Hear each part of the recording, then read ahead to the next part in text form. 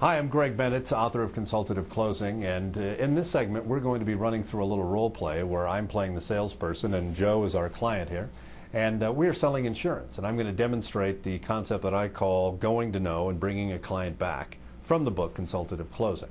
And really the idea here is that I am selling insurance products to Joe as a business owner, and we've gone through the process of analysis, and now I've presented several solutions, and we're really at a point where we need to close for some action. And what I'm sensing from Joe in the process is that I'm getting some pushback on the action steps I'm asking for. He's not going along with them, and that tells me some things that the client is probably drifting closer to know, as I talk about in the book. So I'm going to show you how the process works of taking Joe all the way into know and playing the movies, and then kind of bringing him back, see if I can get him back to yes.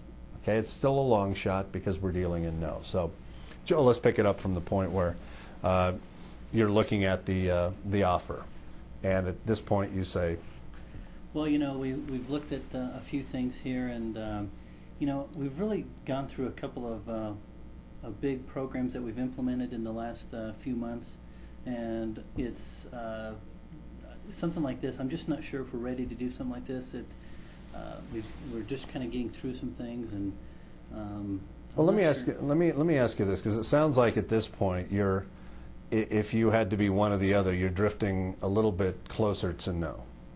Well, yeah, I guess you could say that, because it's again, it's something that, you know, I just, you know, I've got a ton of things on my plate right now, and like I said, we've just gone through a few things, and I'm just not sure if we're ready to go and switch the whole insurance program again, and you know, I don't know if the numbers are looking right. I'm not real comfortable with it right now. Okay, now what I'm going to do in this concept is I may in real life do a little bit more questioning, but in this case I'm going to show you how to go all the way into no with Joe, and so we need to bond with him at the negative side of things. So it sounds like to me, Joe, what you're saying is, here I decide to go with Bennett Insurance, and I've got to go and announce to everybody that, oh, we're switching insurance carriers and it's going to be a big hassle, and you had said that, you know, you've already got a ton on your plate right now, and what you're afraid of is that you don't need to upset the apple cart, even though we can save some money. Right. I mean, it's one of those things where... Okay, now, if you'll watch, as they do that, clients will often nod their head when you're hitting, because you're right in the vein. You're talking, you're in their head,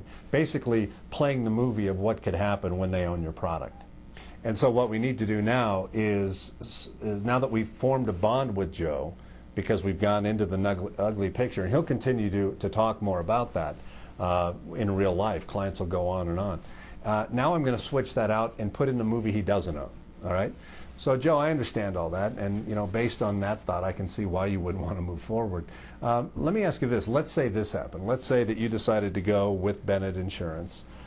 We put the program in place. You found that it was anything but a hassle. In fact, it was the easiest thing you've done. We took care of all the implementation and the announcements, and you were able to save a tremendous amount of money, and people came in and said, this is the easiest thing we've ever done.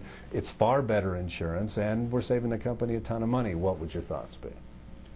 Well, if that was the case, then I think... Okay, so now what will happen is what I've done is just substitute that ugly picture, at least for the moment, for another video, another picture that he's seen. You have to realize he didn't see that picture before. He keeps playing the ugly one. So even though I'm selling feature benefit, he plays the ugly video. But I earn the right to put in the good video by watching the ugly one with him first.